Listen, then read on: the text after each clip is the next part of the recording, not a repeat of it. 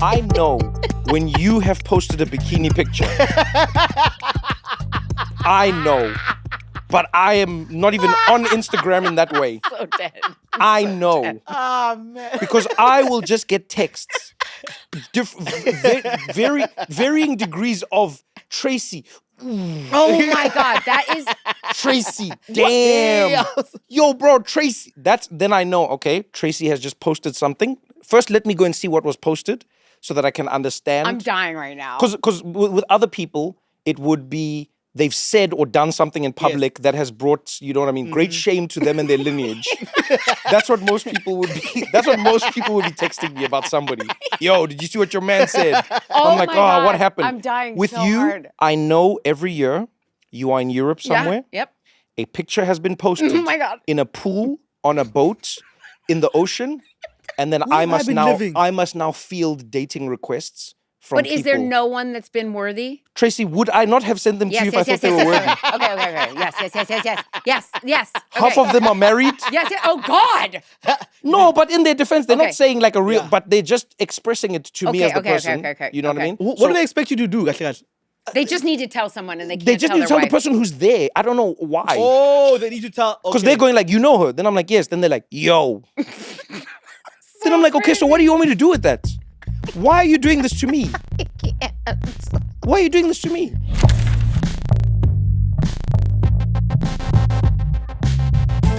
This is What Now with Trevor Noah.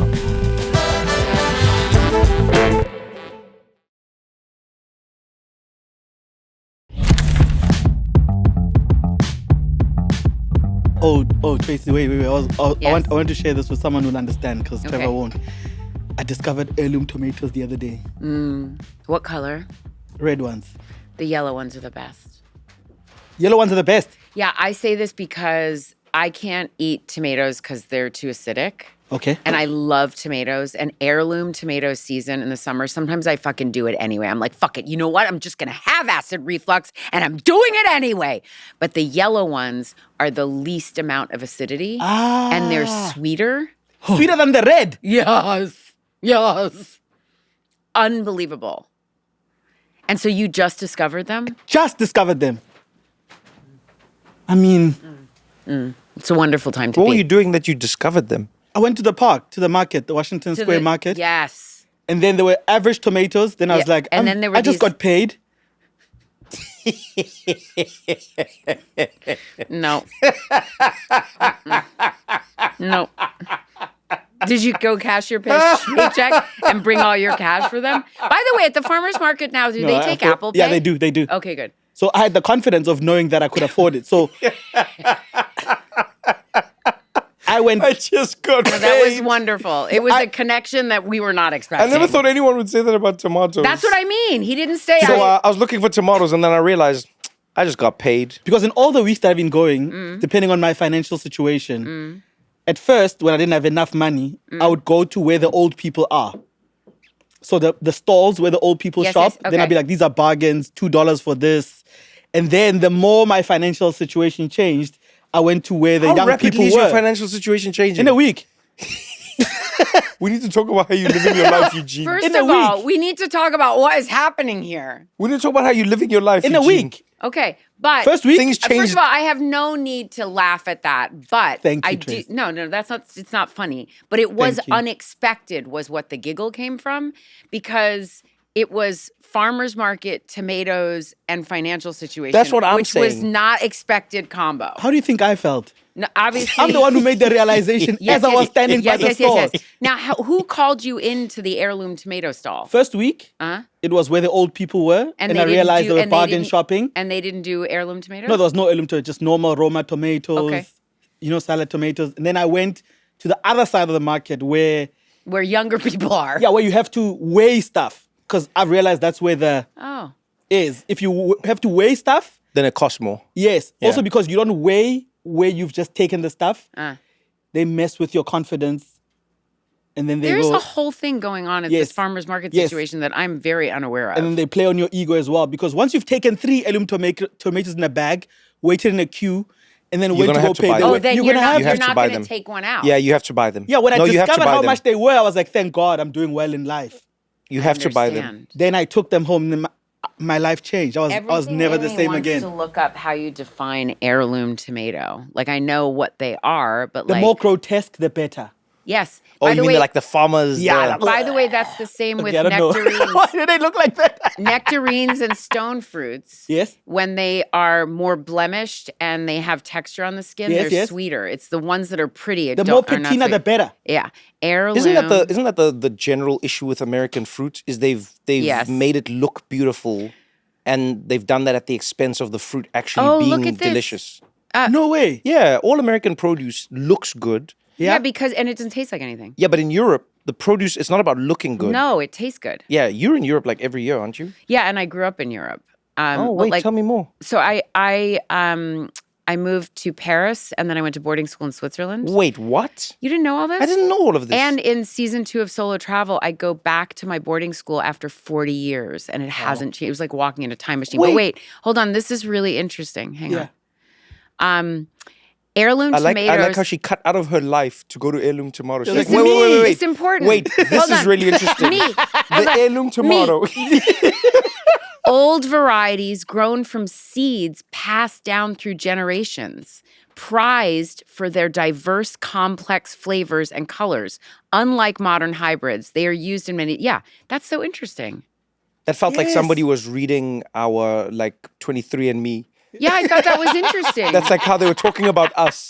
They are known Seeds for rich, passed down. complex, and sometimes sweet or tangy. Yeah. This sounds like our Yeah. zodiac. I'm loving this. Yes, exactly. Keep reading. Open pollinated and grown from seeds saved and replanted year after year. And here's the kicker. The grandmother, the not mother, the... genetically modified. Yes. That's the Okay, key. so that's the key. Yeah. And that's why I've heard that's what they do with pumpkins, as well, with like competition-winning pumpkins. Oh, yeah. They take the mother, What competition are you winning?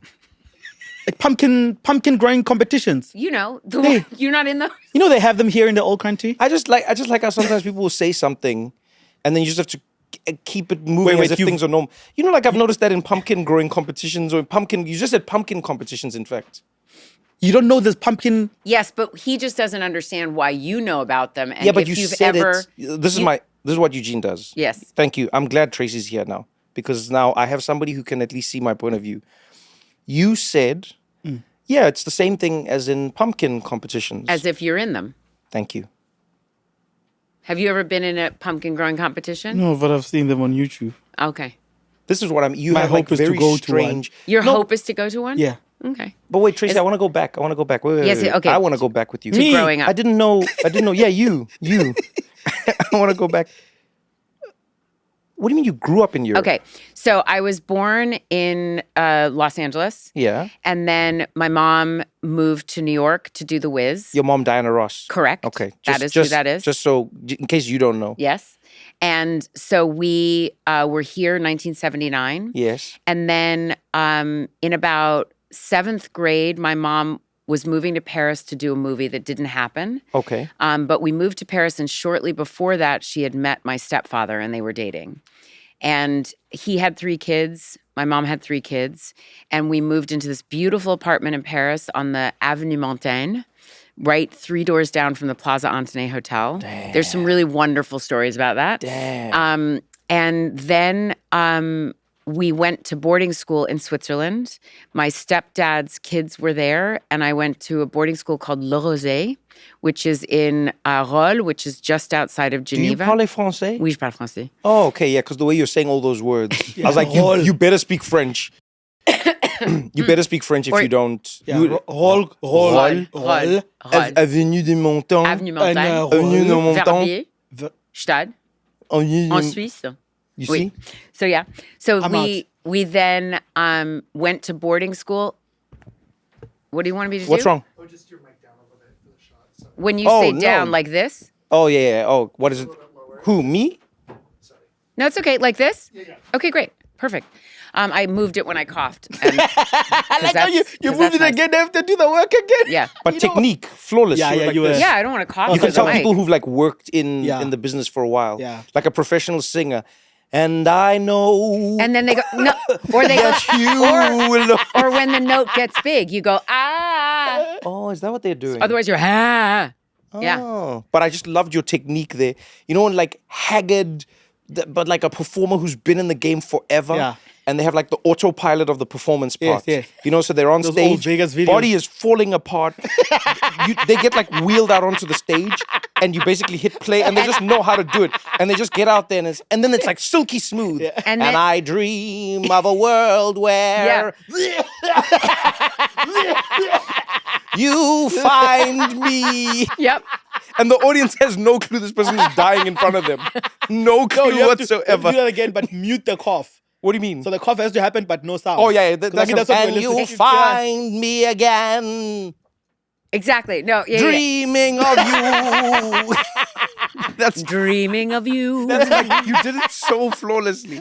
Okay, wait. So Boarding school in Switzerland. how old are you? Boarding school? 13 and 14. Did you like boarding school? I'm always torn on boarding school. Like some It people was say they loved it. terrifying. I found it really terrifying. Yeah. I mean, especially I lived at home with my sisters and my family. I mean, my sisters were there. How old were you?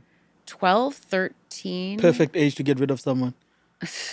My mom went to London with my two, my youngest stepsister and my youngest sister. Yeah. Me and my older sister Rhonda and Katinka, my stepsister, we were all at Rose there for a year and a half. And then when my mom got pregnant with my brother Ross and Evan, we moved home to the States. But my stepdad Okay. always had a place in Switzerland. So for the next 10 years, every summer, Christmas, we were back in Switzerland. So Switzerland was a huge part of my growing up. But also those are such formative years, 12 to 14. Perfect age to get rid of someone.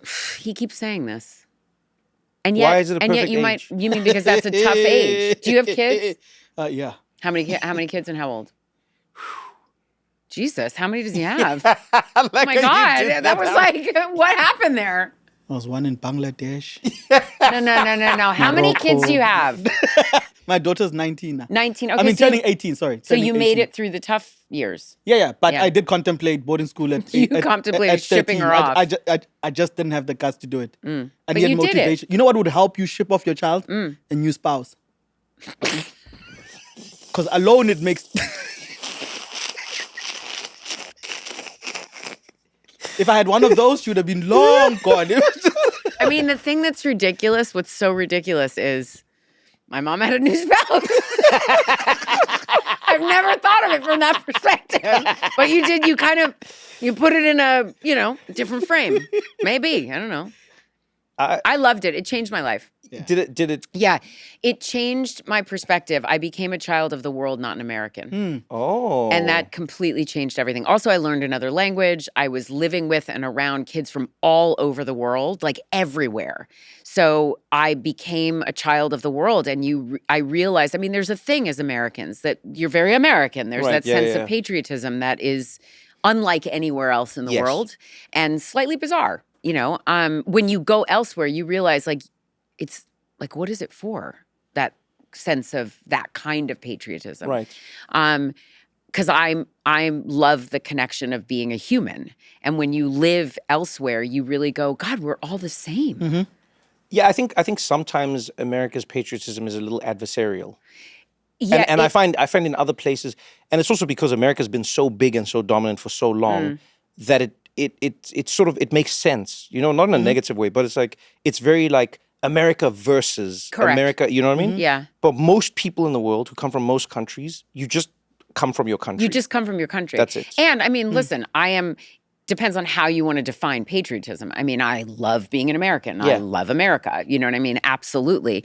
But there's a different thing that if you only have lived here, you haven't experienced that other thing of like, yeah, this is where I'm from. And these are the special things that we do here. This is part of our culture.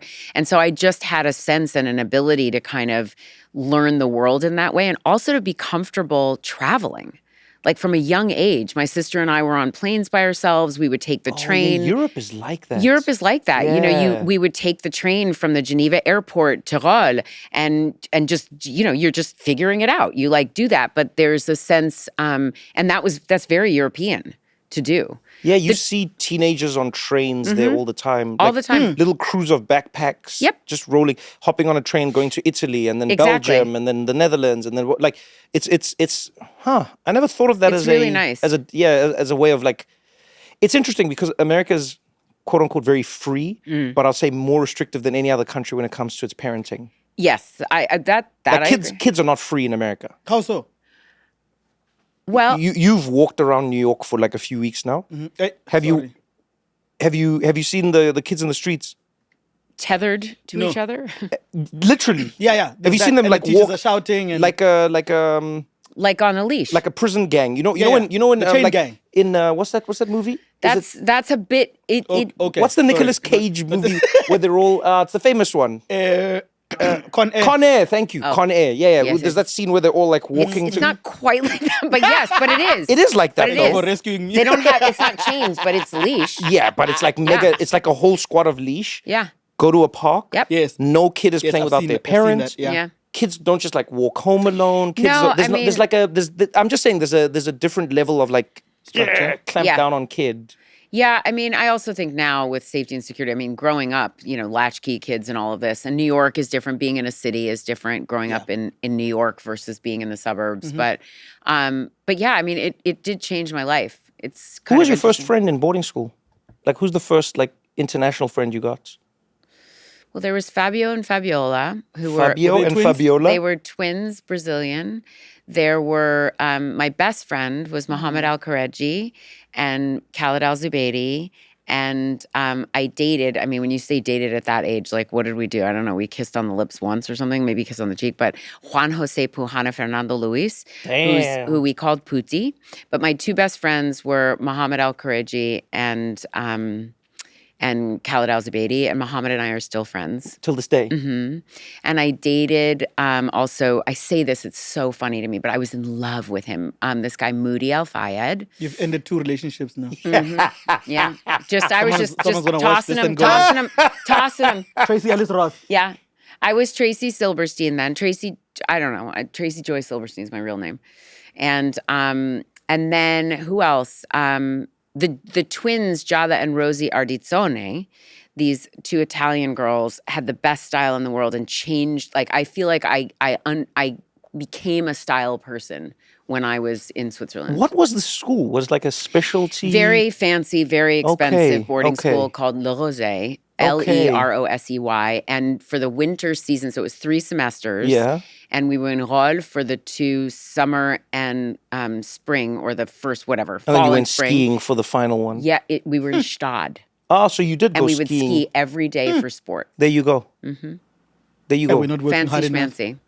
This answers so many questions I've always had about you. Yes? Because you, from the first time I met you, you've always seemed like the most normal, like born celebrity person I know. That's kind. But you also exude levels of luxury that I've never quite understood. Je ne sais quoi. Yeah, true je ne sais quoi. Yeah. Because you don't have it like you have money. That's different. That's not what I'm saying. I'm saying like there are some people who exude like it's like a thing about them. And you're just like, where is this from? Because you're one of the funniest people I know, genuinely. Like, That's lit from Trevor. no. You comedy, and you know what I mean. Tracee just lives in like, it's like the music is always playing comedy. Yes. But she can just jam anytime with Your timing is anyone. impeccable. Oh, You know thank those you. musicians. Yes. You Yeah, know I those do. musicians where it's like Thank you can be like strumming something and then they can just jump in. And they can just jump in with you. They can Yeah. just jump in and start playing with you. Yeah. That's what you have with comedy. Yes. Thank you, Trevor. But then you're very normal for a very funny person, which is Oh, abnormal. that one is not normal. That's not But normal. you're also normal for a funny Yeah. Nobody is. No, you are. You totally are. I mean, Trevor and we have dined I multiple fight times. hard to be normal. Dude, no, you don't. Shut up. That's ridiculous. By the way, when I said to you before, I look back at my phone and you were like, that was ages ago. It was 2024. It's been 2 years since I saw you. No. It's been 2 years. That was the last time we When went I to saw the you at the museum. Was the airport a museum? When was the last time we saw each The other? museum was before the airport. No way. Yes, it was.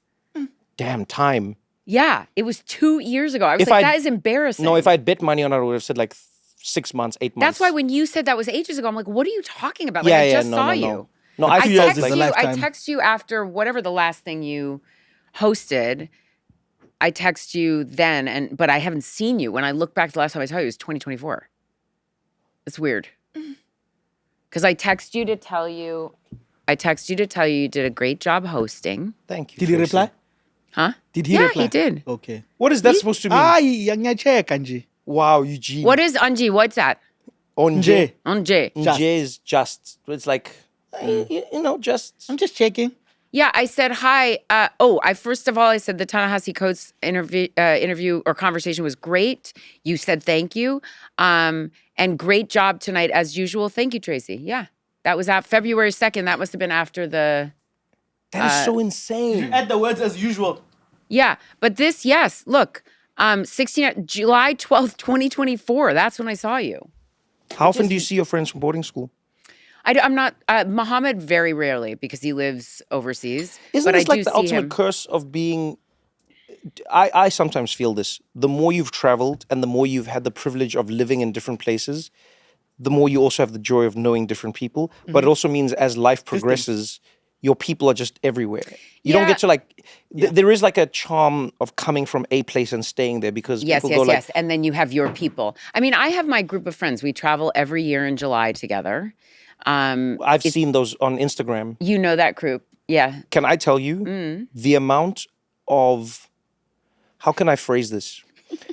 There are two people in my life that I loathe hanging out with in public or having people know that they're attached to me. Huh. It's Tracee Ellis Ross. Why? And it's Idris Elba. No. I need to understand this. The amount of thirst messages I get What are you on talking your about? behalf. Second-hand What first are you- messages. and by Let the me way, tell you something, but Tracee. are they ever people that you should set me up with? And are you failing as my let friend? me tell you something, Tracee. I need The to hear amount, this. let me tell you something. I'm so ready. Let me tell you No, something. tell me. I know when you have posted a bikini picture. I know.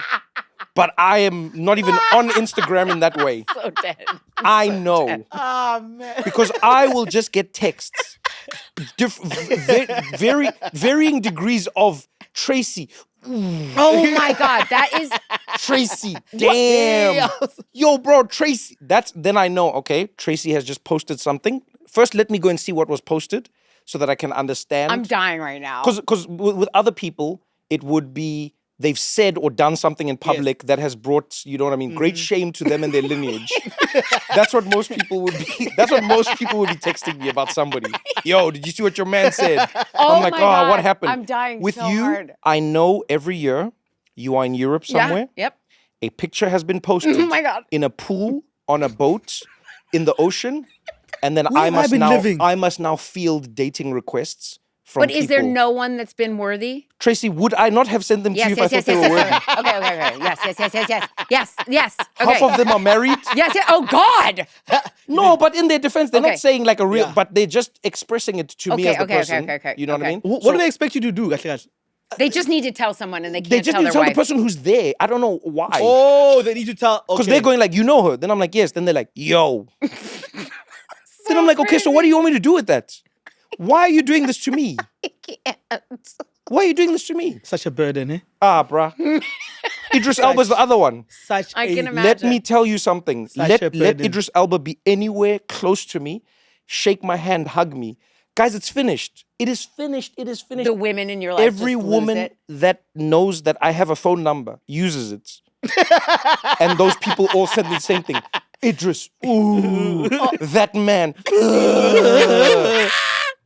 That's hilarious. Sorry about that. No, don't be. I'm just letting you know. Okay. Well, I'll. So trust I know about your yearly trips to Okay. Europe. Yeah. How many friends? There's a group of us: Smira, Romy, Karen, Monica, Kevin. There's 5 of us that are always there, So, and we've been doing it for 21 years. This was the first year. 21 years. Same place. And this is the first year I didn't go because I was doing the play. So how many of the of the 6 are civilians, and how many Everybody's are? a civilian. I think Trevor might be the only famous person I know. In that group? That can't be true. No, I mean I'm just not. My friends, I've known them for 30, 40 years. So they have now. normal jobs. Yeah, Monica is a creative director, and creative director. Samir is the editor-in-chief of Harper's Bazaar. Romy's a makeup artist. Karen is a designer that works, for different brands and her own brand. Kevin works with Martha Stewart. My hero. So, but no, I mean, and then I think of my other best friends. Anna is the manager of vintage stores in Los Angeles. Yeah. And my other friend Anna is a therapist. So yeah. This is sounding more like your friend group. Yeah. But I've always said this. Yeah. I don't want to say this in a way that sounds too judgmental, but I'm always suspicious of celebrities that only have celebrity friends. Me too. I just find it weird. I don't You're telling me understand. all your friends. I don't get it. All your friends. Yeah, it makes me uncomfortable. It's different if like your friends are celebrities that you've worked with. Yeah. That I understand. You've been on a movie for 6 months. Yeah. You did a TV show for 10 But years. if all your friends. I'm saying all your friends. And then you get new ones as well, by the way. I've Yeah. seen people get new friends along the way. And then their new best friend is also a celebrity. The- and then they're at their wedding and the celebrities then. I'm like, wait. The only thing I'll say is that some people that grew up in the business, like that's just who they know. I'm one of my best friends is Kelvin Harrison, who played my son in The High Note. We Is that the remain DJ? No, That's Kelvin Harris. Oh, sorry. Harrison Jr. Oh, sorry. Okay, yes. Yes. And he and I remained just best friends. He's like a really close friend who's an actor. I was trying to think. The fact Yeah, that but you have not to all. think. That's Yeah. what I'm No. talking about the all. Yeah, You've done I good. know. I You know what I mean? I That's do. what I love about, like, so for instance, like Rihanna. Nope. Have you ever seen like her? It's her peeps. When she posts, now she like posts like more like Fenty stuff and everything. But when Rihanna used to post It's like her her peeps. travels, Yeah. No people were way. like, who's that? It's none of your business. That's who it is. Yeah, the It's just only her one. friend. The only one there's one we know. Yeah, But other than that, and we know her through Rihanna. Yeah. No way. Oh yeah, no, it's her friends from her friends. that's like I think that's one of the most important things you should try and maintain or keep. Yeah. Is just like people from all walks of life. But it's also something that for me, like with my people that have known me forever, that know my family, that know my siblings, like they Yeah, just yeah, yeah. know my people. My entire nervous system calms down. Like you don't have to do anything. You're just you yourself. don't have to be someone. Yeah, and when I'm here, go to dinner at we cook dinner at someone's house or whatever. Like we're all going over to Kevin's on the 13th. And it's so nice. It's so nice to just be with your people. Kevin's the only guy in this group. He's one of the only guys. There's husbands and stuff, but he's Husbands. yeah. There's husbands and children. They like Monica, like my best friend Monica from Husbands. college. Yeah. My Monica from college, she had the first kid of the group. He's going to college. Like we No. met in college. Does that Her make you kid- feel like it's now? crazy. Yeah. I mean, I have so much pride, but also like, we knew each other in college, and now her kid is college Yeah, age. yeah, yeah. Like I remember when he came out. Do you know what I mean? Like I Yeah. remember the night we went to dinner before he get like. There's like so many things like that are just nutty to me. But then also I have a really big family, and I'm really close with my siblings. 7.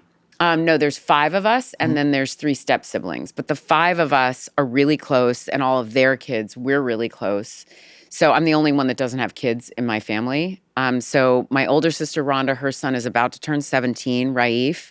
He lives here in the city with her. My sister Chudney has 2 kids, Callaway and Everly, who were just here, came to see the play and came over to the apartment the other day.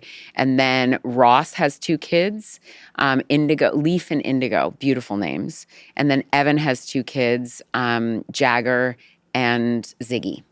And so there's Yeah, it's like a full-on we have a squad. big squad of a family. That was another thing that blew up my phone. Is there was a post going around about you that said you were looking for a sperm donor, and then you had accepted one. That I was pregnant. That Yeah. was the weirdest. By the way, I was like, was that a slow news day? Like, what? Who out of nowhere decided to come up with? And they took a picture of a pregnancy test. Yeah. My favorite thing was whoever was holding the pregnancy test. Everyone underneath was like, "Those aren't Tracee's fingers. Those aren't her nails. That's not her. That shit was nuts." I thought that was crazy. I was like, what are you guys talking about? What are you talking about? I never understand things Like out of like nowhere that. was like if there had been a picture of me with like a bloated tummy, I would have been like, okay. No, But it just like, was a. just So what I've learned in the weeks, or months since that story came out is there are I don't even know if you call them like companies. There's like a bunch of people online who generate fake content. Is that true? Yeah. And all they're trying to do is create engagement. And That's all? They just create fake stories about everyone, everywhere. But what does that do for them? Gets clicks. Views. Clicks. Views and clicks. And look at how much this story, it's views We're and talking clicks, about it and it now. gets aggregated Yeah. and it goes and it blows up and it blows up and it blows up and it blows up and they're getting money from it. And then they get really? you get paid.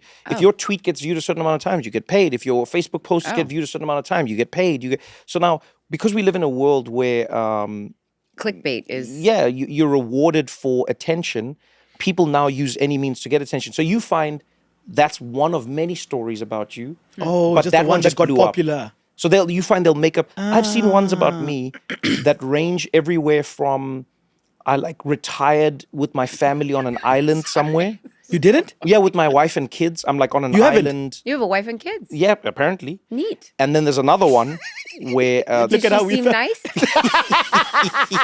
That's so nice. there's another one. My favorite one is like there's a Tracy, series that does you're very too well on much. Facebook where I like save people's lives. And it does very well on Facebook. I'm You so say dead peop- right now. I Wait, what save happens? people's lives. Oh, You run in a what charity way? Like organization? you No, just rescue like- them from the Like water. randomly, it'll be like, let me tell you a story about Trevor Noah that no one else will. One day, my family and I were in our car and we'd just been in an accident.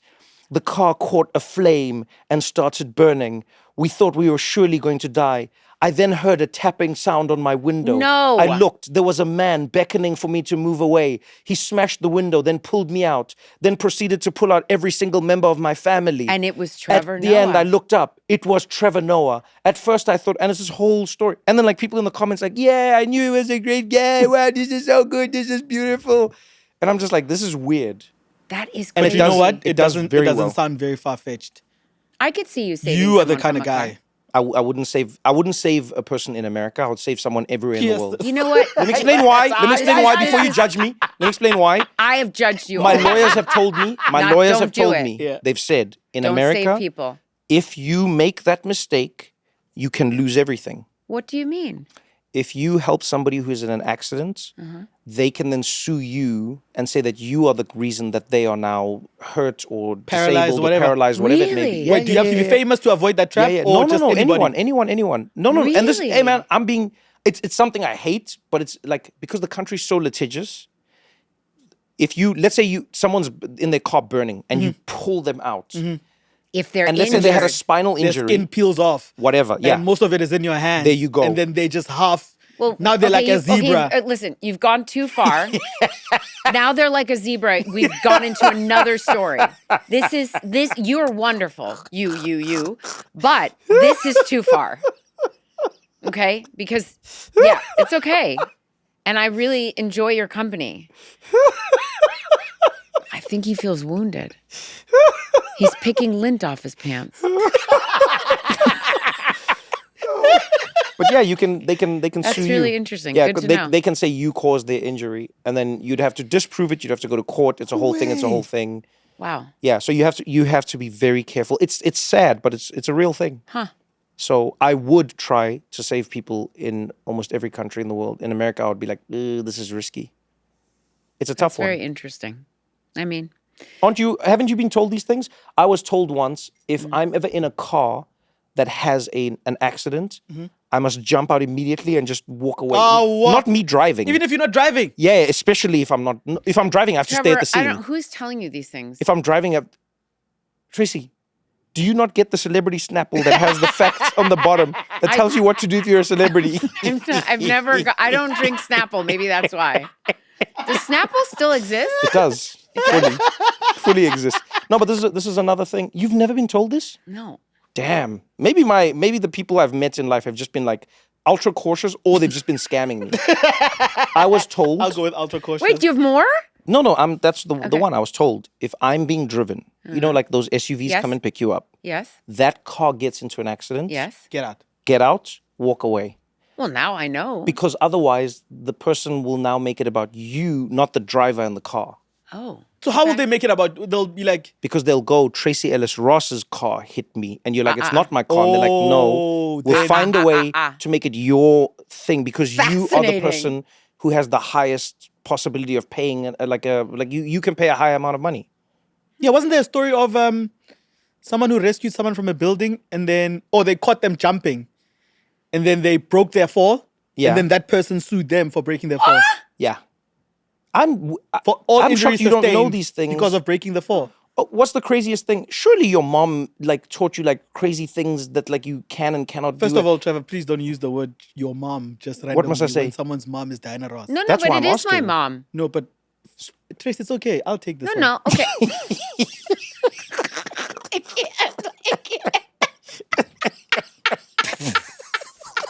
Go. Okay, go. Oh my God. Oh, yep. Okay, please.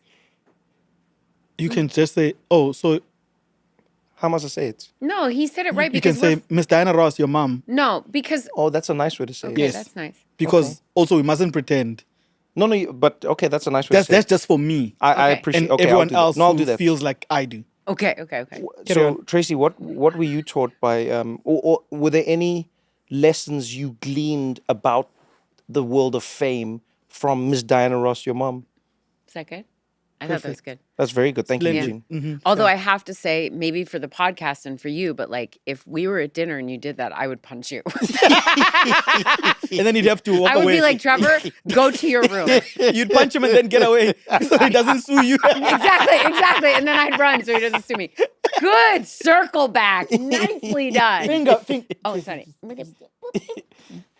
So, Not sure about that. I did it, but then I was like, I don't know if I liked it. oh man.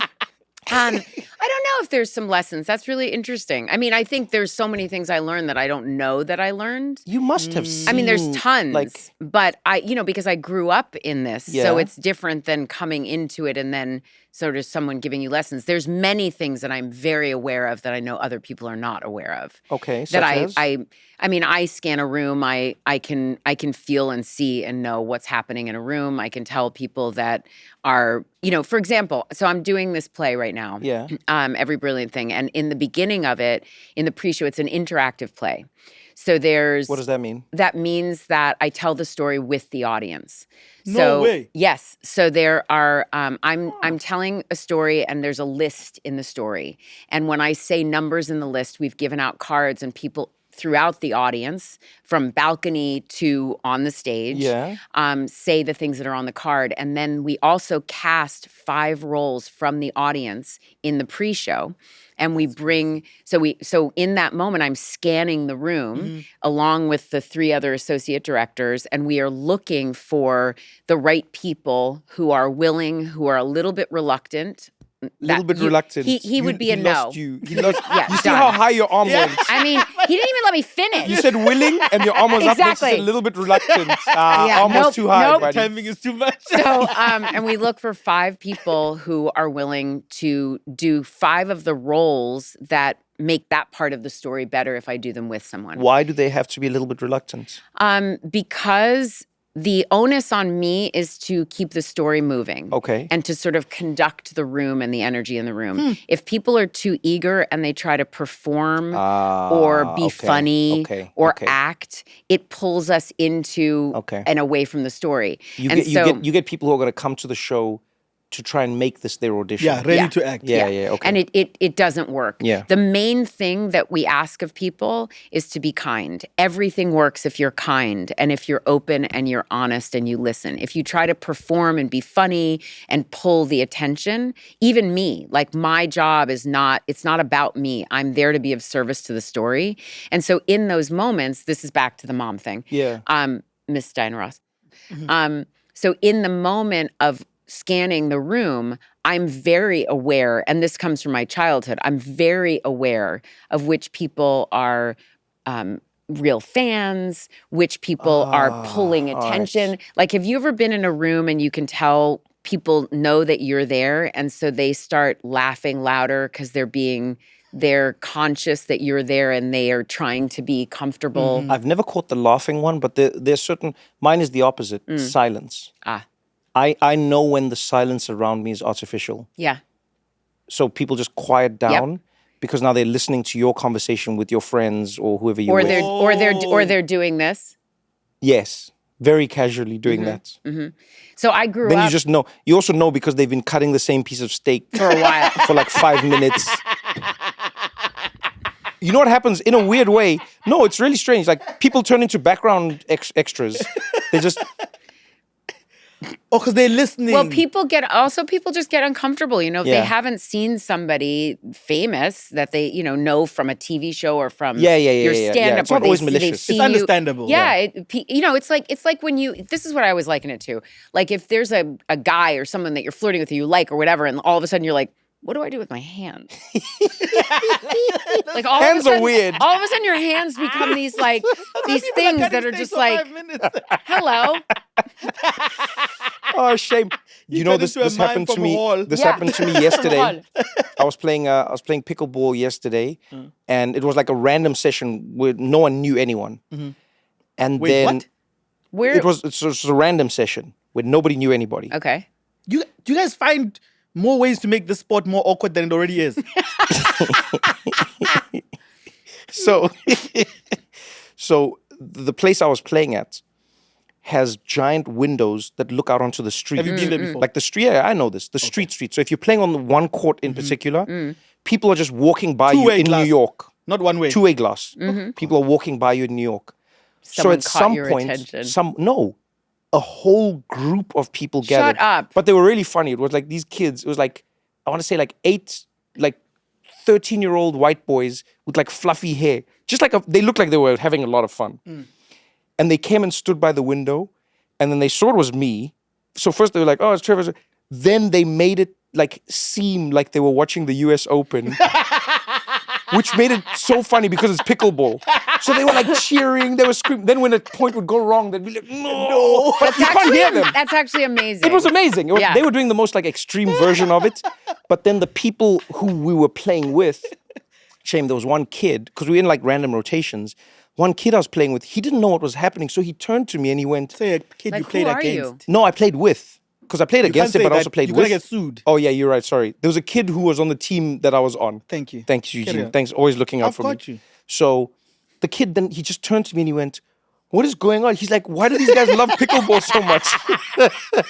That's so cute. Yeah, but then he couldn't play. He's like, I can't do this, but this is so distracting. Why does that guy have his shirt off? There was a guy, and one of the guys had his shirt off and was swinging it around and they were cheering. That's amazing. I wish people would be more like that. Just acknowledge it. Or be And, yeah. obvious. Yeah, be like super, super obvious. I think people as soon as Tracee Ellis Ross sits down next to you, just be like, Tracee Ellis Ross just sat down next to me. Well, my dinner got more interesting. They should And just then do that's that. out the way. It's out of the way now. Now it's out of the way. I mean, people get uncomfortable. I don't know. I mean, it's a funny thing. And our culture and American culture is so obsessed with It is. fame Yeah. in a way that's odd. You know what I think it is? I think it's because America doesn't have royalty. Maybe I was going to say, because I also think like I took some time to figure out like with sports and professional athletes. Yeah. And I was like, they're modern day warriors. They are. So Gladiators. it's similar to, it's like they're these gods that like do this thing. And then I guess celebrities, yes, it's royalty in a way. It's this, you're held up in this way Also- that you are super. I think this country understands, or the reason why it loves celebrities so much is because it understands that fame it could come to you at any time. So people believe that if they're really good Now at I think people believe it. I don't think that always used to be the Now I case. think they do. I mean, Oh, and it that's can, interesting. by They the think way. in the day it You was can't just be like that a- person now. It was There's- that people, that was unreachable. There's super How did famous that kids happen? that you and I don't know about. What But do in you their mean? world, on YouTube or Oh, whatever, for yeah, sure, yeah, for yeah, yeah, sure. yeah. That's they completely. make a For lot sure. of money. Oh, yeah. But That we is- don't know them. No. We don't even understand. I don't even understand some of that. I mean, there were Only in these this country. kids that became famous for like opening up toy boxes. Yeah, huge. Like Huge, massive, huge. massive, Huge massive. following. Yeah, fascinating. Only in Ryan, America. I think is his name. Yeah. Is he still a kid? I actually don't. that That's would going to be be awkward, eh? interesting. It's Who? going to be Ryan's He going to grow opened up in gifts? front. Yeah, the kid, yeah. He was massive. Massive. We're going to continue this conversation right after this short break. Pretty much every brand offers rewards these days, but most of them, let's be honest, they aren't that rewarding. Well, starting now, Verizon's doing rewards different. Rewards you'll love all year round for every customer. They're introducing Verizon Dollars, which gives you cash back every month just for being a customer. That's it. Plus, you have the flexibility to use those glorious new dollars how you want. Shop with Verizon. Get gift cards for the brands that you love or transfer them to our partner programs. They're also introducing Verizon Shine, where now, every Monday, you can snag once-in-a-lifetime experiences like NFL tickets across the globe, all-inclusive music festivals, and the chance to meet your favorite stars, plus daily drops, tickets, and pre-sale access all week. So let's recap. Cashback in your pocket every month with Verizon Dollars and epic experiences from Verizon Shine every Monday all year round. Now those are some rewarding rewards. Only from Verizon. Enroll today at Verizon.com.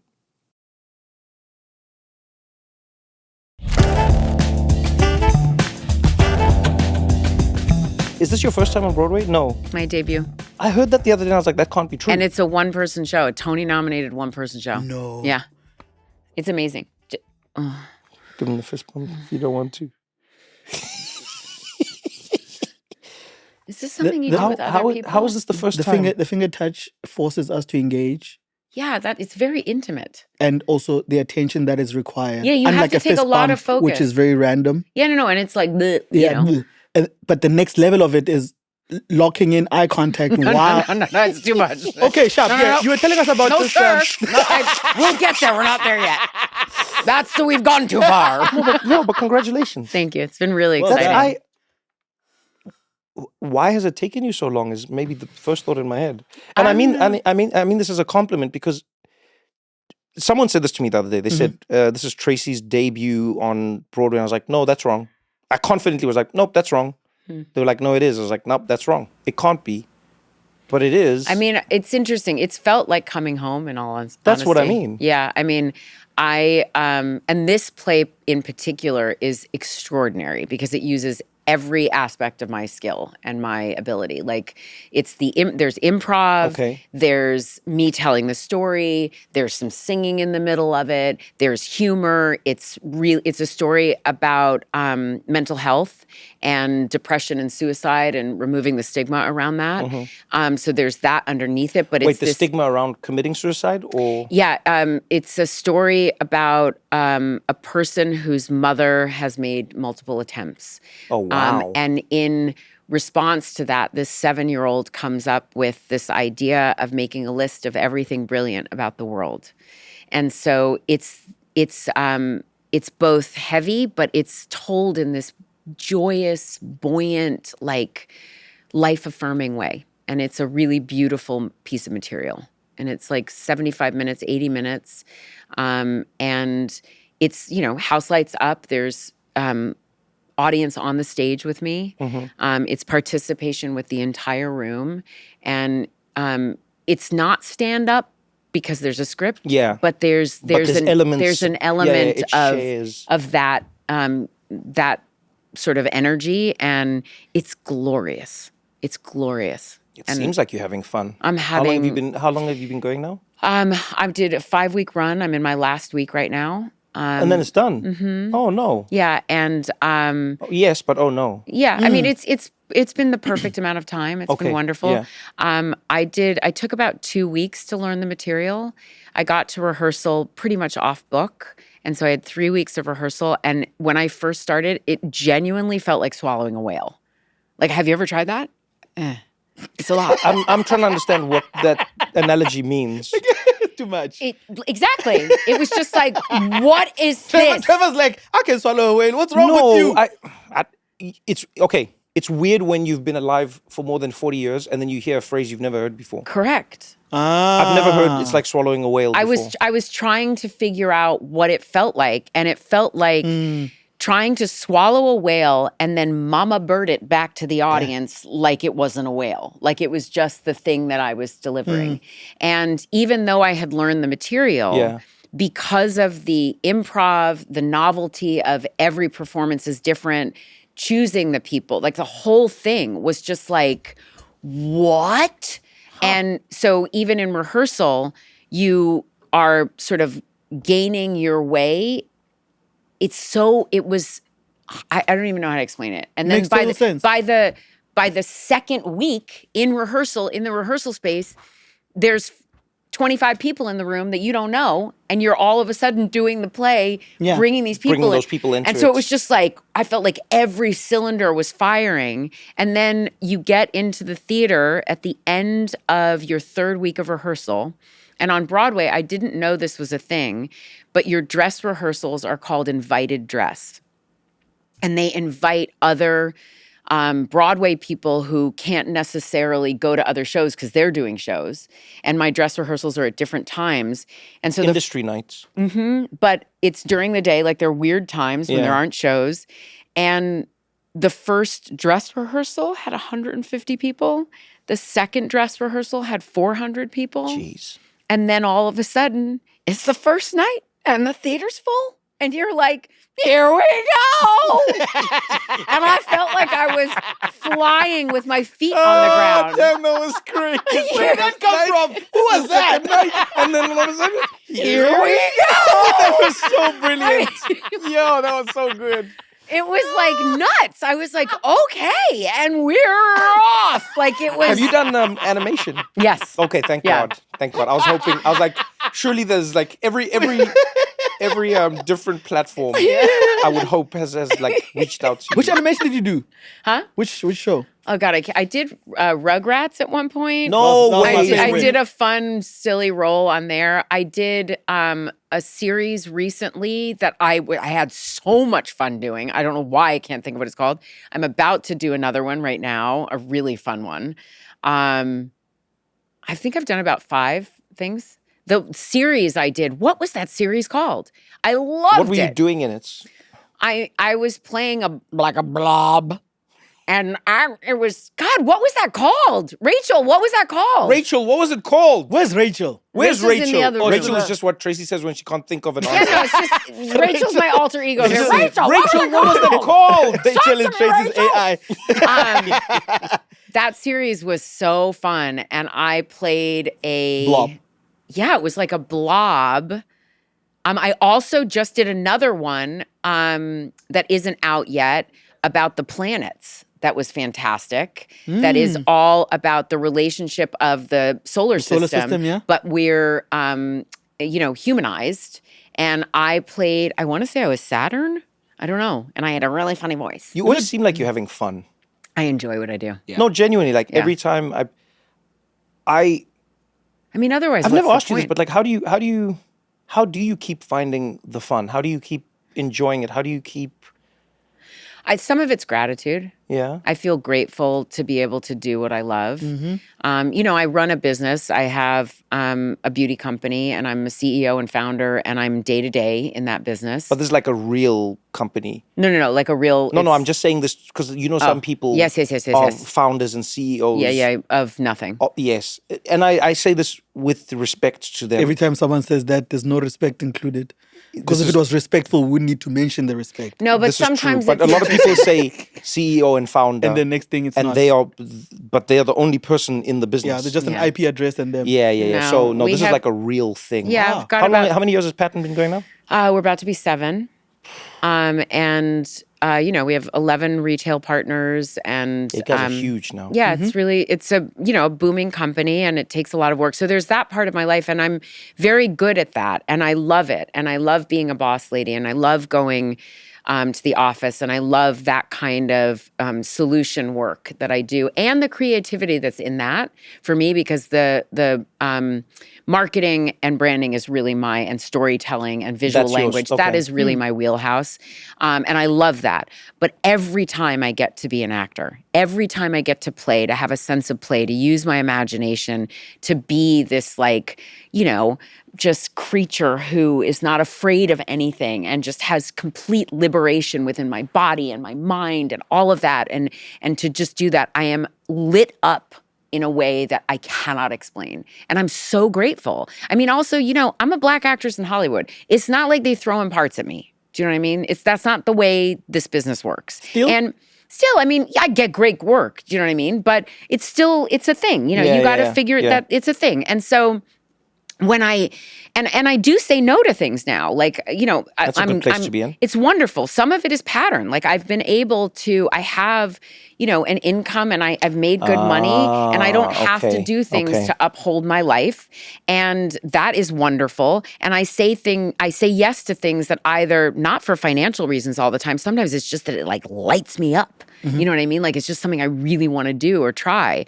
And, I just feel grateful. I love it. I love being a human. I love what being an artist and an actor allows me to do as a human, to touch other people's humanity. Yeah. I love being silly. You know what I mean? Like I always say to people, like when it comes to dating, one of the things I'm like, you can't think that I'm going to be the prize on your arm and be that thing where in my life I get to fly like an eagle every day and be as big as I want to be and as small as I want to be and as sexy as I want to be and as like to do all this. And then I'm going to cook it, like, you know, and don't get me wrong, like I'm a caretaker and I'm going to cook for you and all those kinds of things, but not because you expect it, not because you want it. Just because that's part of who you are. You're not going to put me in a box and just be a little thing over here. Like I'm a full planet. Does that make dating hard? You're a solar system. I don't know.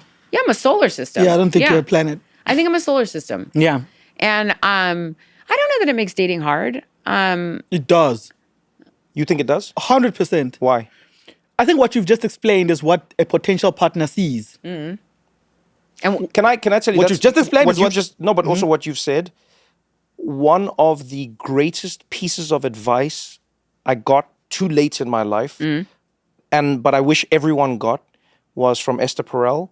She was a guest on the podcast, and she said the number one thing she would encourage people to do is date as friend groups. And I was like, what do you mean? Oh, explain And she that. said, one of the worst mistakes people make is they go on dates as individuals.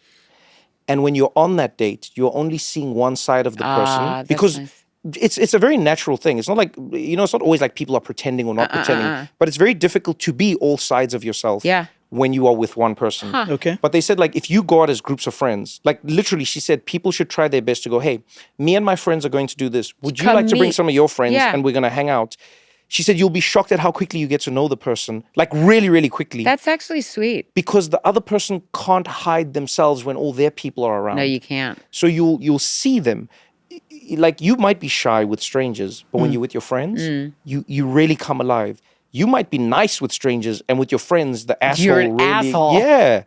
And that thing, you know, to what you're saying now, Yeah. it reminds me of that idea. I get what Eugene is saying, because if somebody meets you as Tracee in one dimension, Yeah. in one planet of your solar system, And they have met you. yes, I can From a see them. distance. I can see them going, "Oh, this is who she is," all the time. And then the boss lady comes up, and they're like, "Whoa, I'm a little who's that?" intimidated by that." Yeah. Wait, she can just go to Europe when she wants to, and Yeah. like I've always wondered that genuinely, especially when it comes to ultra successful women, is how much harder it is to date. But I think ultra Because successful- men can be very insecure about being with an ultra successful woman. Because what do I bring to the table? No, but I think that cuts across everyone. I think what ultra successful and famous people take for granted Yeah. is the fact that their potential partner wants what a normal partner would want. They want exclusivity. They just want to be. And so do I. Yeah, they want to be with. But also, if you're ultra famous, people already know you, and they've already known you yeah, before yeah, you yeah. knew them. Yeah. They Interesting, can't pretend they've interesting. never seen you before. Interesting, yeah. So they want a side of The you guy that who has played never been. pickleball didn't know who Trevor was. But he was a 14-year-old kid. Don't date him. This is not appropriate, Trevor. For me or for you. Sorry. I don't know where that went, but I'm sorry. I realized it was not what I thought. Like, You see the comedian. I thought he was a grown person. So when you said that, I was like, oh, no. Don't. You That see is what a I no. mean? You see what I mean now?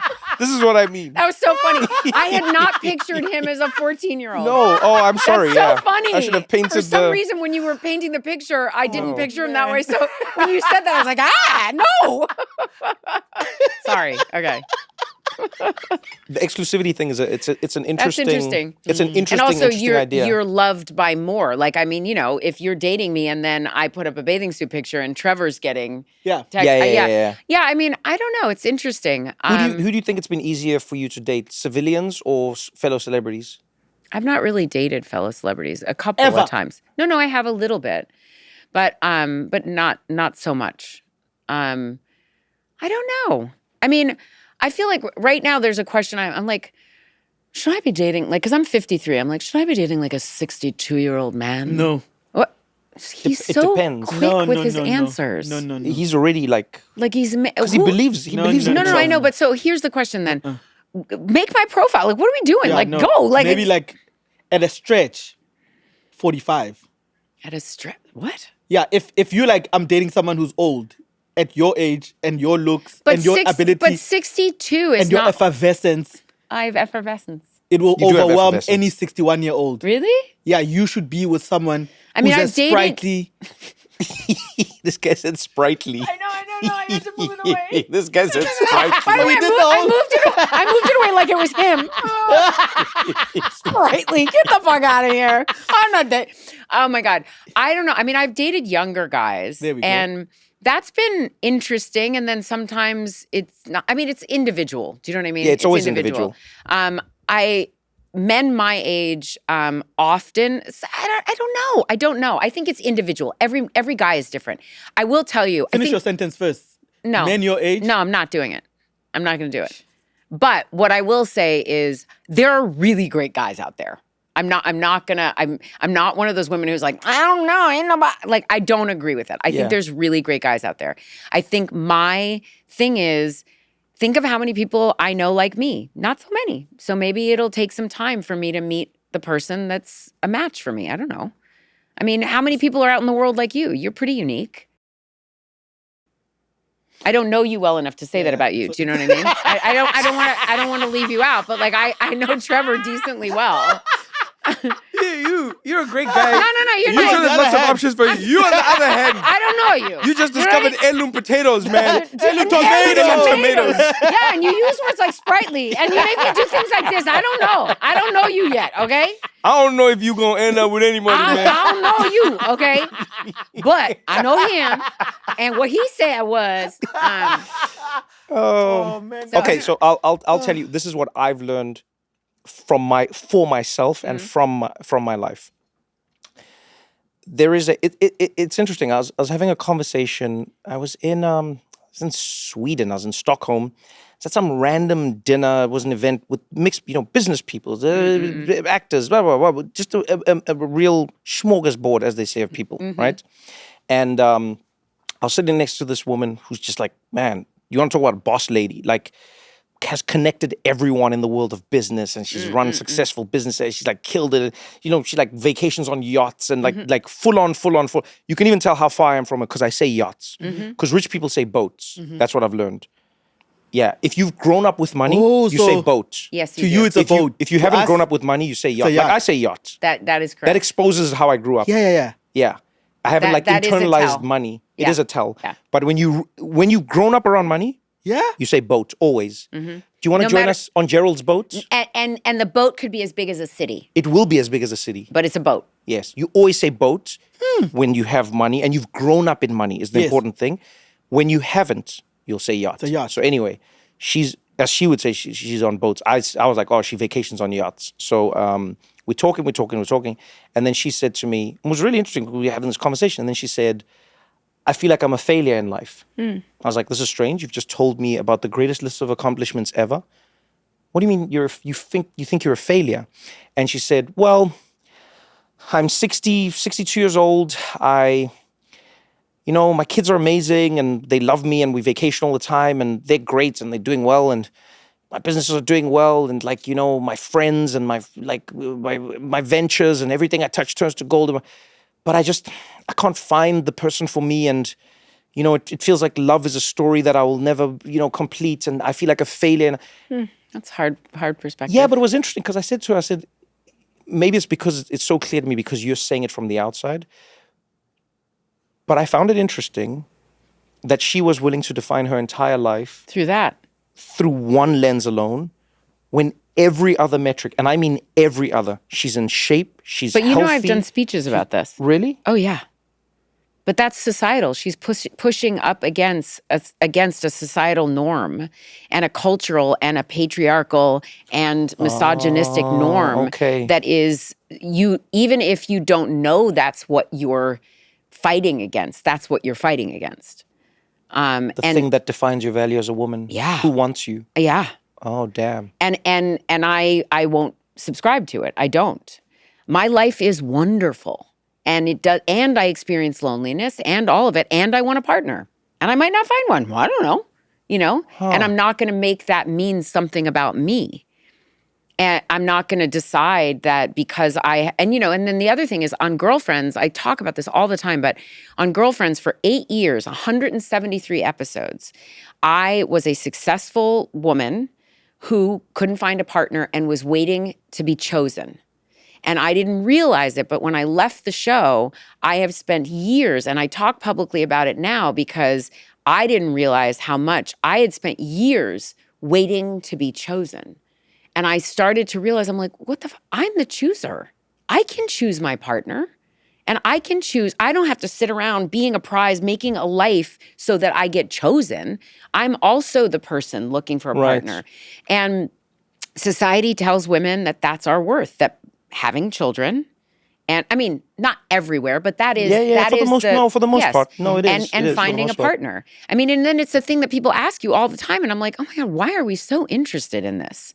You know what I've noticed though? It's similar to alcohol.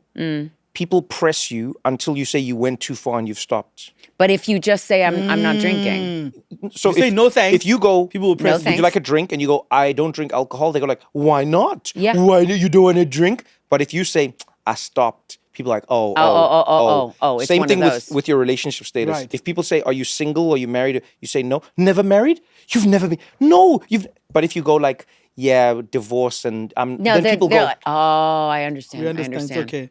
Yeah. You have okay. Or You here's pass. my favorite. I'm 53. People are like, for a while there was, have you ever thought about having children? No, never thought about it. I'm so glad you brought it up. Should we talk about it now, you and I? Should we talk about why? Let's get into it. What the fuck are you asking me? I never thought about. I'm so glad you brought this up, I'm so sir. glad you brought this up. I never thought it. Do you think, is it time? Do I do it now? Man, what are I we would doing? hate to meet you on the wrong day in the wrong setting. Your brain, because you see, that's what I mean. You're the perfect Fire on combination. all cylinders. Yeah, but like, she's too smart and too funny to not eviscerate you. Now imagine meeting this person randomly. Can I tell you and funny? stepping on the wrong landmine, Yeah. bruh. It's finished, bruh. You finished. And you don't know what happened, and I'm laughing. I'm like, can I tell you a really funny story about a very famous comedian? Yes. Who came on. I'm going to make it as vague as I can so that no one Unlike feels Trevor. called out. Go. Who narrowed came down the on a 62-year-old. show that was my show. Yeah. And came and was doing a funny bit and decided in front of everyone to try and eviscerate me with his comedy. Hoo-wee. Tried to think that the pretty girl who was, this was back in the day, nobody really knew what I was capable of or not. But when I get pushed into a corner, You have that. Yep. That's going to happen. And so with humor, on camera, in front of everybody, and it was my house, you know what I mean? I eviscerated him. And I was like, and then when I walked away, I was like, wow, that was harsh. But I was like, he did it to me first. Yeah, no. That thing. But when two stand-up comedians. Don't put us in the corner. Don't do that. I've seen people do it with Eugene, where I watch and I see Eugene's eyes like slowly like build, and I'm like, oh goodness, oh goodness, you'll get him on. No, I've seen you. You'll get Eugene on like a chill day, and then you get like random people who are like, look at this, what's up with that shoe, and what you look like a, and they start like, and you just see Eugene like sitting there like. You know what it reminds me of? A fighter that like these. That's what yes, that's exactly what I was gonna say. These are lethal weapons. It's like, but like he's in the movie and he's that guy who like stopped fighting long ago and he's just sitting there and guys are like, hey man, you're gonna get up, you're gonna do something, and he's just there like, he's like, don't make me do it. Breathe. And then when Eugene starts, you're like, you have that. But I think we all have that. Yeah. If you have like a comedic, like real, it's not about being funny. No. I'm not a funny person. It's not that. You have this thing where it's like, oh man, don't put me in a corner. That version of Trevor, I call him the Shebeen Queen. Yeah, he does. The Shebeen Queen? Yeah. So in South Africa, We had shebeens, taverns. I don't think Speakeasies. Speakeasies Okay, vibes, okay, yeah. like in America, but it's funny. In Black America, you had it as well, where it was like the woman yes. who ran the underground, the juke joint, I think it was Yeah, called. yeah. Yes. Mhm. And they 100%. ran it. And they had a comeback for every drunk man in there. They had a line for the cops. They had they were ready all the Yeah. time. Eugene calls me that. He calls me a shebeen queen. He's like, you don't want Trevor shebeen queen to come out. That's fantastic. Because I'll be very chill. Yeah. And then at some point I'm like, all right. But also, what I love about you, Trevor, Move the mic away. which is similar to me, is that your humor is kind. You're Yeah, not. I don't try like, I'm No, not trying to be I'm mean. not that person No. either. I'm not mean at all. No. But Don't push me in a corner, man. you will lose. Yo, don't put baby in a corner. Don't put baby in a corner. I was, yeah. I mean, and I By the know, way, and can I- also they don't always expect it from a woman. And they No, don't know. never. Yeah. Never. Don't press anything. We've got more What Now after this. This message is brought to you by Apple Card. Shaved ice by the beach. A trip to the state fair. And a throwback flick at the local drive-in. They're more than just items to check off the summer bucket list. They're also opportunities to earn 2% daily cash back when you use your Apple Card with Apple Pay. Apply for Apple Card now and use in minutes with Apple Pay. Subject to credit approval, Apple Card is issued by Goldman Sachs Bank USA, Salt Lake City branch. Terms and more at applecard.com.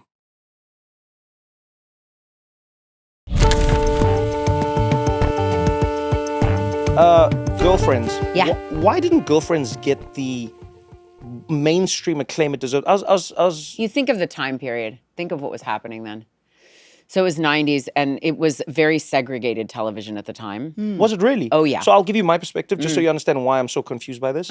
In South Africa, Girlfriends was one of the biggest That was sitcoms on huge. television. Really? So in my world, in Yeah. fact, when I hear people talk about shows like Friends, I don't say this with any like disrespect. to Eugene. disparagingly. I'm not just saying this disparagingly, but I go, what bullshit are you coming with telling me that this is the greatest sitcom of all time? I like him.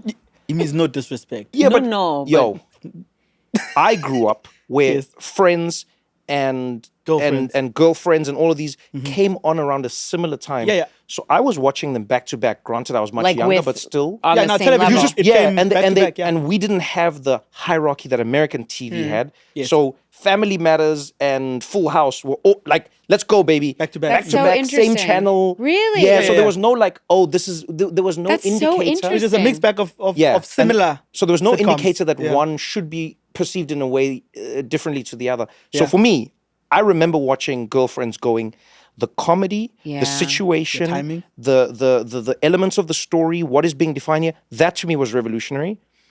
But it was never credited No. with the revolution, which was weird to me. No, and in the it's been given that in hindsight. Oh, it has. A little bit. Okay, good. But we certainly didn't have it back then. No. I mean, never had gotten no talk shows, no Tonight Show, no David Letterman, no no Emmys. Had never been to the Emmys. You are lying. Had never been to any. You were never asked on a late night show? No, as a matter of fact, I have a story.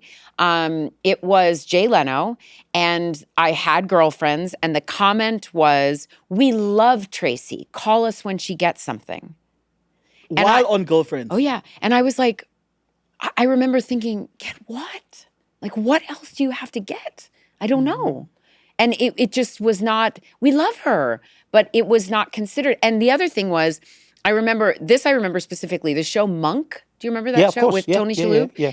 That show had a quarter of our viewership.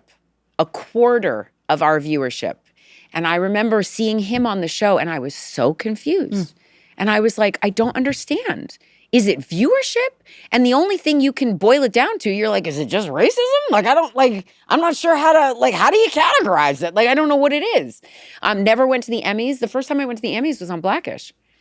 Yo, this is crazy. Yeah. This is to me, this is mind blowing. So because, yeah, it because just they wasn't all that. existed in the same. Yeah. Yeah. And ignorantly, because we're in South Africa, we're just watching this going, these are all the same. That's like they really- all occupy the same That's level. so interesting. Yeah. I've never heard that before. Yeah. Thank you for sharing Quality, The show was great. Prestige, all of it. So we at no point watched any of these shows and thought that they were not of the same caliber That's whatsoever. interesting. It was really interesting to me when I came to America. I went, wait, why? Girlfriend. And then it was like almost only black people knew about Girlfriends. And by the way, when I first did Blackish, I remember I first went in to do my looping session, like, for voiceover or whatever, with the lines that weren't working. And I remember the team was like an old school, like, TV, like, veterans, right? Yeah. And the guy was like, my God, I mean, it's like you've done this before. Oh, God. And I said... Eugene and I talk about that all the time. And I said, no, but I have. And he was like, I mean, but it's not like you were on a comedy. And I said, no, I was on a comedy. He's like, I know, but it's not like you were a lead. And I was like, no, but I was. He's like, well, it's not like it was network. And I swear to God. Who is this guy? Exactly. And I said, no, but it was. And he was like, but it wasn't prime time. I mean, he kept going. It was like a comedy. Exactly. And I was like, but it was. And he was like, oh, I see. What was it called? Oh, wow. And I was like, Girlfriends. And he was like, I'll have to look that up. Wow. And I remember thinking, wow, it's like we were just not even, it didn't even exist. But, again, back to my gratitude. I'm like, but I had 8 years. I started on Girlfriends. I was pretty talented. You know what I mean? I thought I was pretty whatever. Yeah. But I became a seasoned actress. I became 173 episodes. Yeah, you okay. You learn how to do it. Yeah. And it's different than movies, but like, it's a real thing. You learn, you become a veteran. I had an opportunity to do 173 episodes of a show. It's no joke. And then I did 170 some odd episodes of Blackish. 16 years of my life on shows. 16 years. I'm like, girl, that's okay career. Yeah, no. Do you know what I mean? Yeah, no, for real. Like, that blows my mind. And I remember after Girlfriends, I remember Christina Applegate. She had her third, so it was Married with Children. And then there was the third show. Her and Julia Louis-Dreyfus were two actresses that I was like, I want that career. I want that. I wonder if a black woman could get that. I wonder if I could do that. I've done it. I mean, it's pretty, it blows my mind. Like at 53, there, you take stock, you look at things and you're like, okay. Yeah, I can imagine. And I just go, wow. And then even with this Broadway show, it came to me, it just felt like a divine moment. And I'm like, I didn't go looking for it. And it came to me and I thought, wow, in this chapter of my life, which is such a beautiful chapter at 53 years old, to experience something that like is a dream, a dream. My first time on Broadway, a one-person show, a Tony-nominated show that I didn't ask for. And I came in here and I'm like, what a treat. Like, look at this. I'm still working. This is great. This explains, this explains it now. You sound like how I sound inside whenever I'm doing something. Just like, No. Like, can I tell you, you know what's funny is you have that. One of the greatest gifts in my life is how Eugene reminds me to do that about like the world. I'm good at doing that for like work things. Strangely enough, I've struggled to do that with the world. I understand that. So Eugene is the person who'll go, man, do you ever appreciate all these trees that we get on our walk? Oh. And I'm genuinely like, I've never actually, the trees. And it's like, Eugene's like, no, man, look at these trees. Eugene. That's really. And I'm like, okay. He's like, look at the, wow.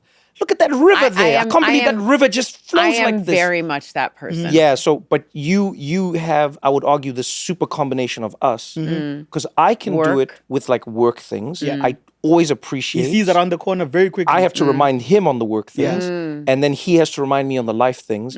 But even when I've been with you, when we're in an art gallery, a museum, at dinner, you have, that's a real, now it actually explains it to me now. I've always wondered how you are so, not just normal, but radiant. But radiant. That's nice. I wonder where you get, where do you think you got it from? I think I was born with it. I do. I think I came out with my middle name is Joy. And my mom said... Okay. No way. You want to know what my middle name is? What? Ntokozo. Which means? Joy. There you Just have a it, second. folks. I want There you to you know have I it. a little bit feel like E.T. when we do it. That's exactly where it comes from. From one species to another. Fantastic. Oh, joy. Yeah. Okay.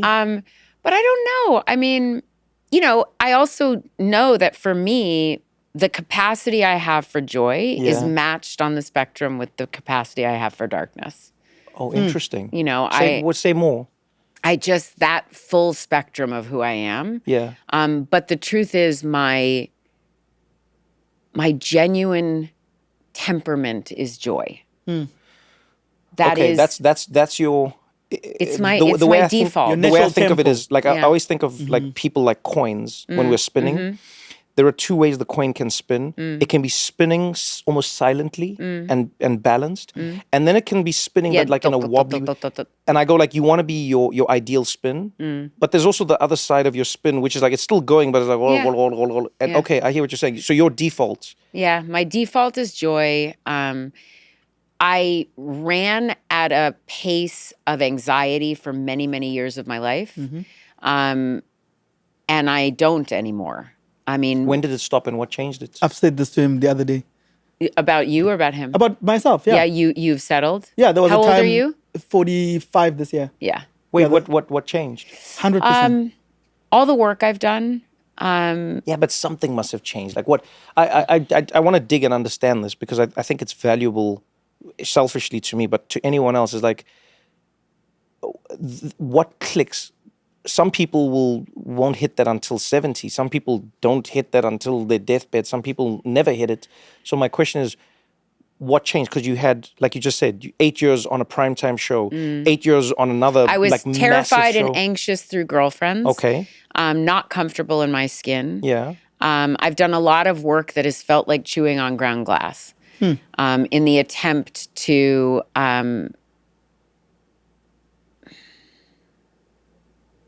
get comfortable being where I am and trusting that I'm okay.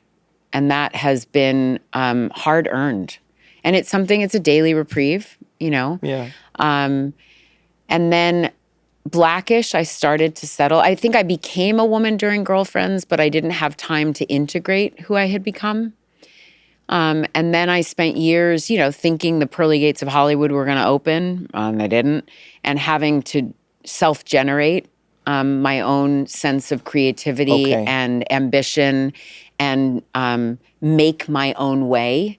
I spent my childhood tangled in the rainbow of my mother's extraordinary light. Yeah, right. Also in her embrace, not in her shadow, in her embrace. I've never felt, but it fanned a flame for me to figure out who I am. I felt like a fraud if I just enjoyed her attention. Oh, okay, that's interesting. I needed to know who I was and fill up my own light and my own planet and my own system, And then Blackish has been extraordinary, was an extraordinary experience for me. And that partnership with Anthony was something. I found a sense of safety and an ability to explore my gifts and my talents in a way that I hadn't before. Pattern occupied something for me. I felt like I built something that meant something, that had purpose. Pattern was the first thing that I made that was just absolutely mine. What was that? What do you want to do? There's a thing that you want to do that. No, I was saying this to Eugene literally in the car on the way here. I said to Eugene, one of the things we take for granted in life is that we very seldom have been asked the question, what do you want to do? What do you want to do? And people be like, no, people ask, hey, what do you want to? No, not casually. I mean like in the meaningful life. moments of your life. How many times we take it for granted literally from the beginning of our lives. When you're a child, you are very lucky if your parents or carers, caregivers, say, what do you want to do? Like, and really mean it. What would you like, if you have all your agency, what would you like to do?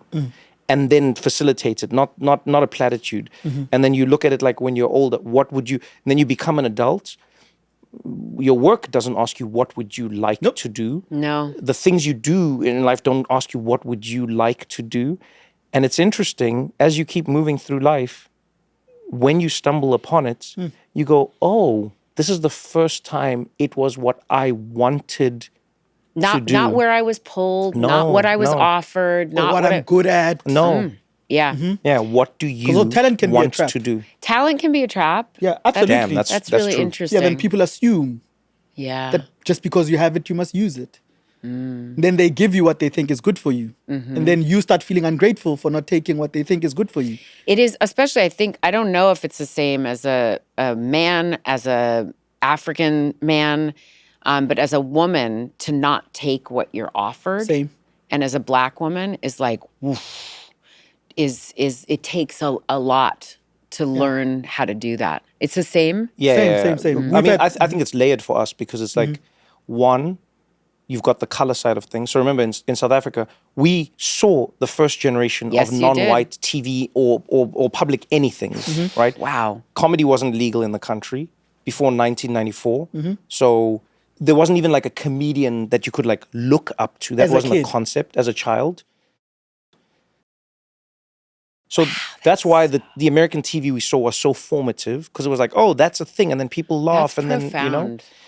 then, but when we entered those spaces for the first time, the custodians were still generally white people who, without realizing it at times, still approached you with an attitude of, hi, wow, well, you're lucky to, Oh, you're lucky to be here. there was that feeling.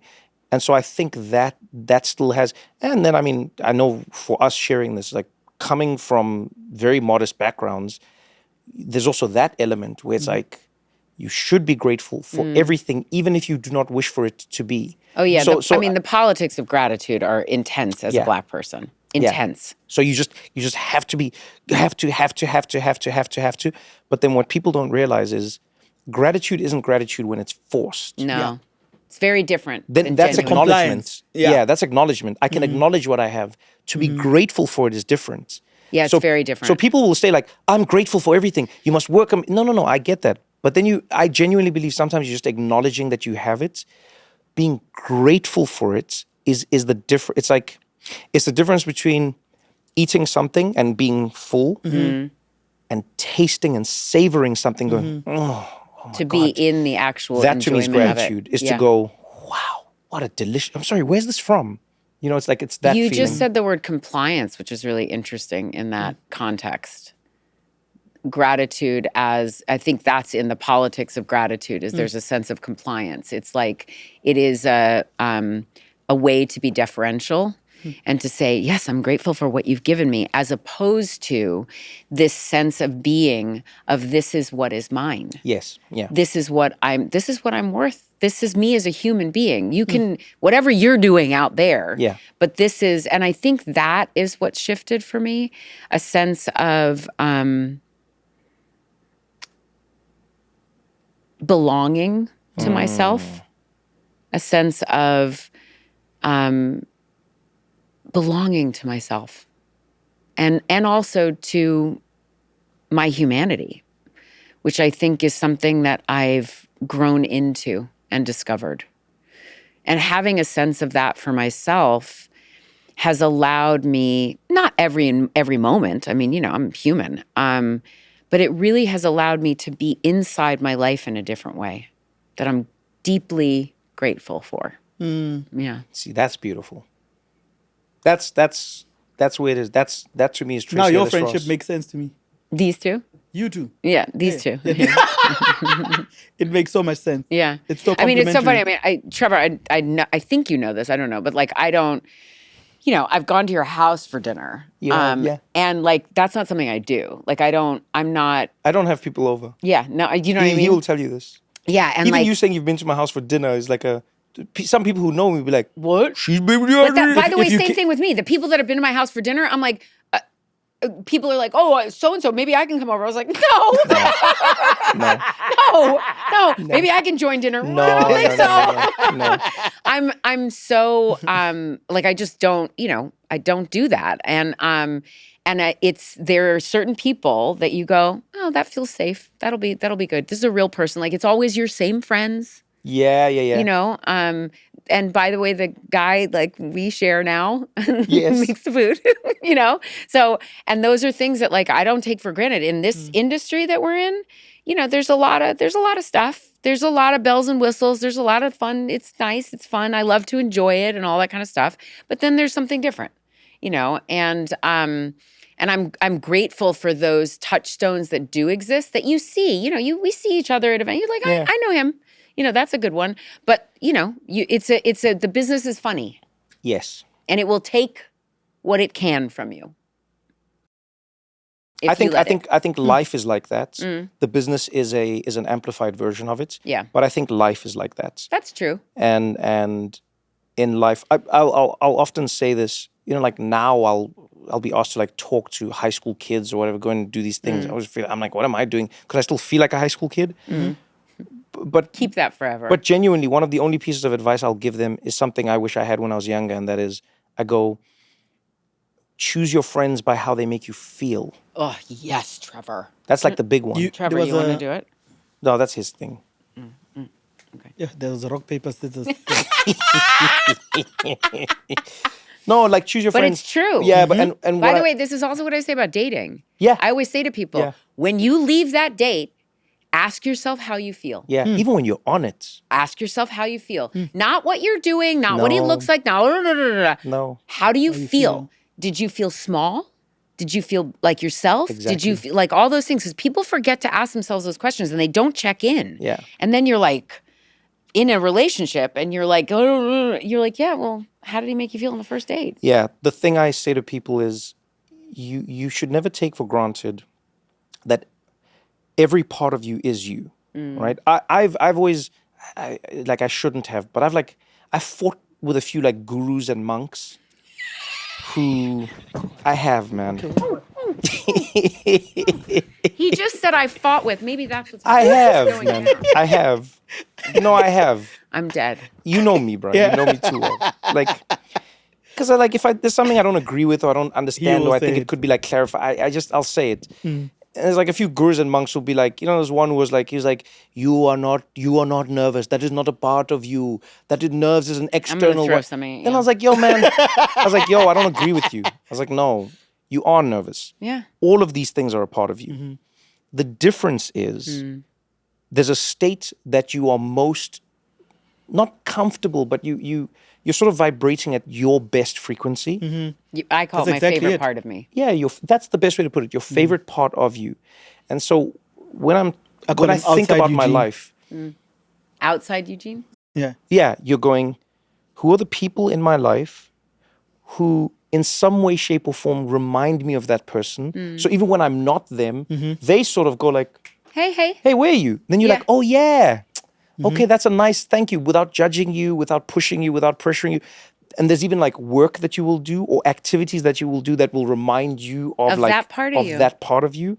And those things, like everything you've said clicks. It's funny you say this. I haven't asked her about this because it's not like we're like friends and speak.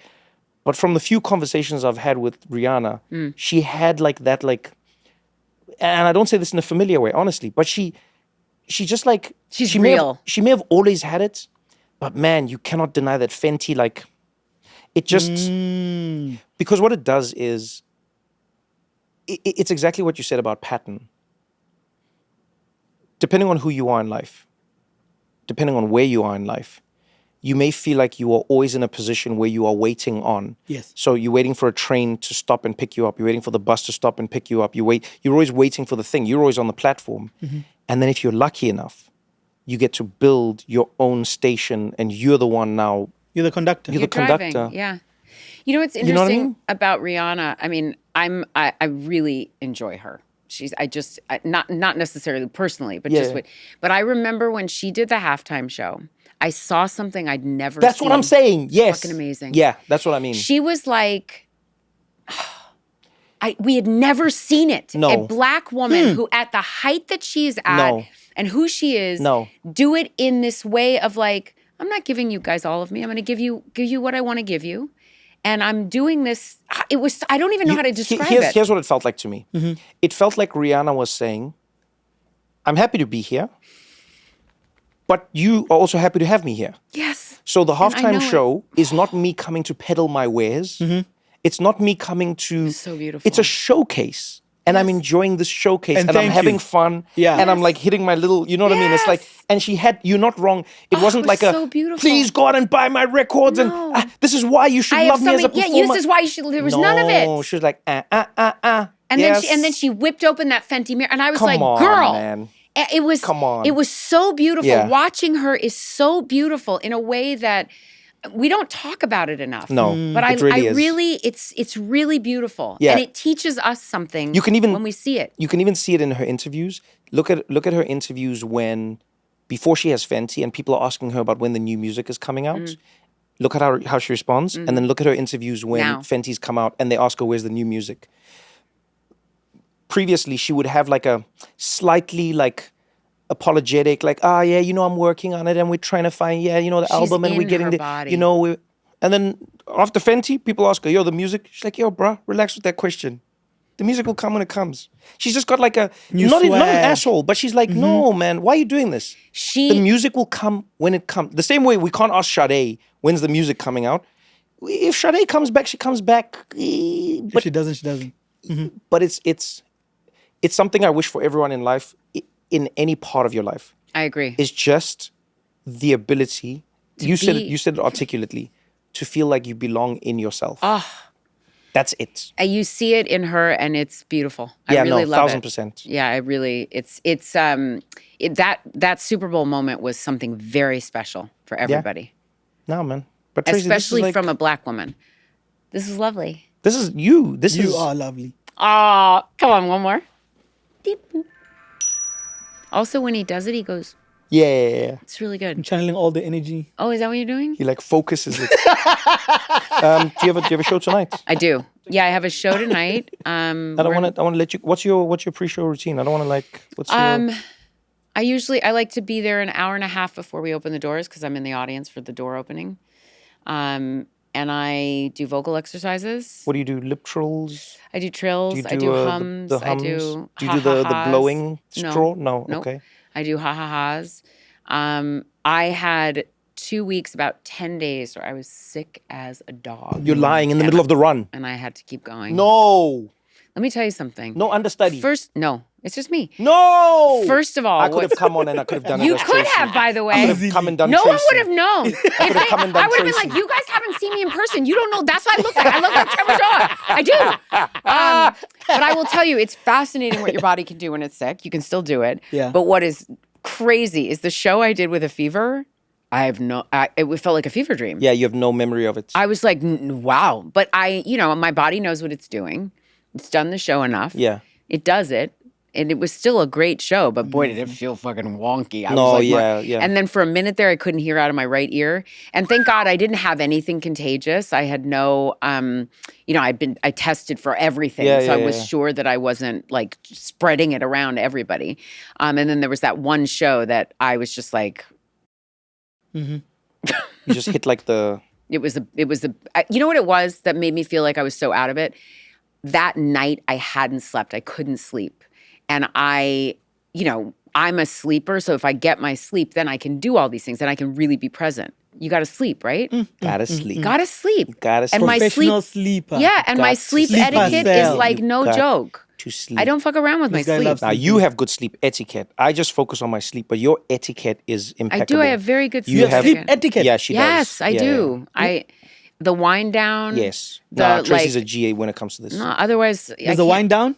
There's a wind down. There's no sugar like before bed and stuff like that. Like the screen goes away. How long before? At Sleeping does the least, screen at go away? least a half an hour, if not more. Because the audience is coming in and then she has to. The Shabin Queen is out. The Shabin Queen. Yep. Is it the Shabin's time? Yeah, there's a 12 o'clock spike, Oh my God, I'm dead. and then there's a 3 p.m. spike, and then from 6 p.m. I'm always like, guys, you're in God's hands now. Oh, Anything oh can my happen. God, that's This so guy. funny. So now the time is 2 Nah, o'clock. man. 2 o'clock. Yeah, 2 so o'clock, we're in between 2 time zones. Yeah, of the I'm Shabin gonna Queen. I'm gonna try and get myself some lunch and then I'll. No, man. This I'll was sort of so win. beautiful. This was Thank so you. nice. Let's Thank you. not make it 2 years. I can't Yeah, believe it. no. That been is 2. stupid. I will say this though. Yeah. When you have that feeling with people, that's when I feel like you guys like vibe. You like them? Yeah, Yeah, and like, then flies? it's like- normal whenever you. but I also think that becomes the downside is that you genuinely, until you said it, I did not like. Now when you're That's like 2 what I years, said. I'm I was like, no, what? not 2 years, but 2 years seems crazy. It is but, crazy. I am in the city for the next 2 or 3 weeks, so maybe we'll go to dinner or something. You let me know. Okay, great. You let me know. All right, this was great. Fantastic. You are Dope, man. amazing. Fantastic. Thank you so much for watching the episode. If you enjoyed it, pass it on to a friend. If you didn't enjoy it, pass it on to your friend still. Let them suffer for a change. And don't forget to engage with us in the comments. If you want to suggest a guest, maybe there's questions you want, maybe there's ideas that you have, you can chat to us. We will read through the comments and we'll get into it. Either way, I appreciate you taking the time. Thank you for hanging out with us on What Now? And remember, we do this for you, so we would like to hear from you. Till next time, thank you.